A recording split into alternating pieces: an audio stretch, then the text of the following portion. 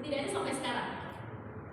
Perkataan dari Malcolm X, teman-teman, seorang aktivis kemanusiaan asal Amerika Serikat memang. Dia dikucilkan saat dia hidup. Alasannya memang tidak relevan lagi di zaman sekarang karena dia berkulit hitam, berasal dari keluarga berkulit hitam, dan dia sudah berulang kali keluar masuk penjara sampai akhirnya dia memutuskan untuk memeluk agama Islam.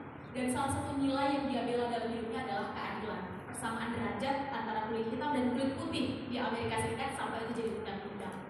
Sudah banyak peneliti sosial yang menyebutkan kalau ada presiden pertama Amerika Serikat berkulit hitam sebelum Presiden Obama, maka secara sosial influence yang menurut World Economic Forum menjadi satu dari 10 skill set yang dibutuhkan minimal sampai 2030, orang ini adalah Malcolm X.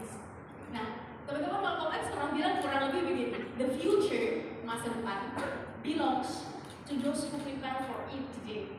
Masa depan adalah milik mereka untuk yang mau mempersiapkan hari ini. Dan bicara tentang masa depan, bicara tentang persiapan, kita udah gak bahas lagi nih kita laki-laki atau perempuan, kita lahirnya di desa atau di kota, kita berproses atau sempat berproses di masa-masa COVID-19 apa enggak, sehingga generasi kita sering disebut sebagai generasi COVID-19, bener gak? Kita berasal dari keluarga dengan sosial ekonomi seperti apa, kita tidak sedang membahas ini, dan Malcolm X juga tidak sedang dalam kapasitas membahas ini. Bicara tentang masa depan, maka kita semua yang masih merasa punya jiwa muda, yang tadi di awal saya senang sekali tidak ada yang mengangkat tangan, berarti kita semua yang hadir di sini selama berani berdamai dengan 4 hal. Pertama adalah kita mau kerja keras. Pada akhirnya ketika kita bicara kerja yang instan, cepat dapatnya, cepat pula kita akan melepas yang ingat. Harus kita akui bahwa hikmah pentingnya proses dalam mengejar sesuatu masih sangat relevan hingga sekarang. Untuk itu kita boleh sekarang memegang teknologi justru untuk membantu kita melewati proses, bukan nge-skip proses.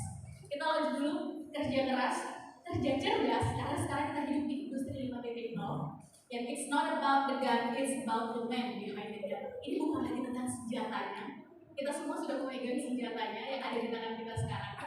It's about the man behind the gun. Ini tentang siapa yang memegang alatnya. Pistol ini dipegang oleh orang baik, dipakai untuk kebermanfaatan atau kemudaratan, untuk membunuh atau untuk membantu, untuk mempercepat kita menuju target, atau justru memperlama kita karena kita sibuk dengan tsunami informasi yang terjadi tanpa berani mempertanyakan ke diri apa tujuan kita sebetulnya. Sebelum terlalu jauh, kita masuk dulu. Yang pertama kerja keras, kedua kerja cerdas, ketiga kerja cepat. Teman-teman, yuk kita akui segala sesuatu tentu ada positif dan negatifnya ya. Dan kita sekarang hidup di era yang bukan hanya terbuka bagi yang besar malahan yang kecil. Ini adalah era yang juga terbuka bagi yang cepat karena yang besar. Meskipun ada begitu banyak dampak negatifnya, tapi pada akhirnya siapa yang berani cepat mengeksekusi ide dan gagasannya, berani cepat memutuskan komitmen minimal untuk dirinya, without commitment, we never start, without consistency, we never finish. Saya mau tanya dulu di sini kita semester berapa? 1, 2, 3, 4, 5, 7. Ada juga berjuang sih kayaknya. 9 ada nggak 9 Pak? 12. 5. Oke. SMA ada SMA. Oke. Tepuk tangan dulu untuk kita semua.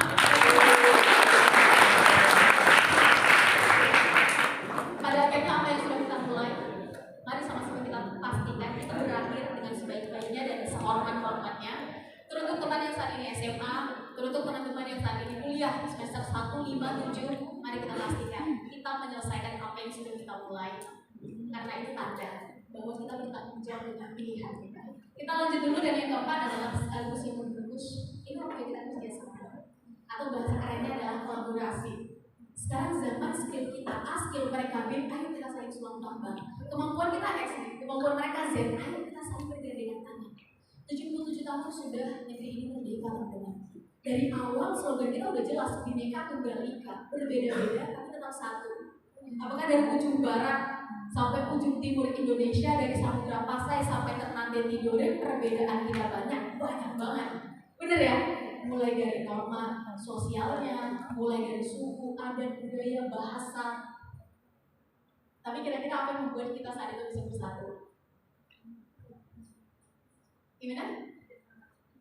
Kita fokus pada bersamaan, sama-sama merasa ditindas, sama-sama merasa menjadi bangsa atau wilayah yang dijajah, dan pada akhirnya ketika sekarang kita sama-sama bertanya sebagai anak muda, apa yang membuat kita dengan segala perbedaan latar belakang ini bisa bersatu? Jawabannya adalah kita fokus pada persamaan tujuan dalam 23 tahun ke depan, misalnya 2045. Kita pengen melihat kondisi anak muda Indonesia kayak gimana 10 tahun ke depan saat session pertama bonus demografi terjadi di negeri ini. Kita pengen melihat kondisi, gak usah jauh-jauh, kita dulu deh misalnya, kondisinya kayak gimana. Yang habis ini akan kita bahas.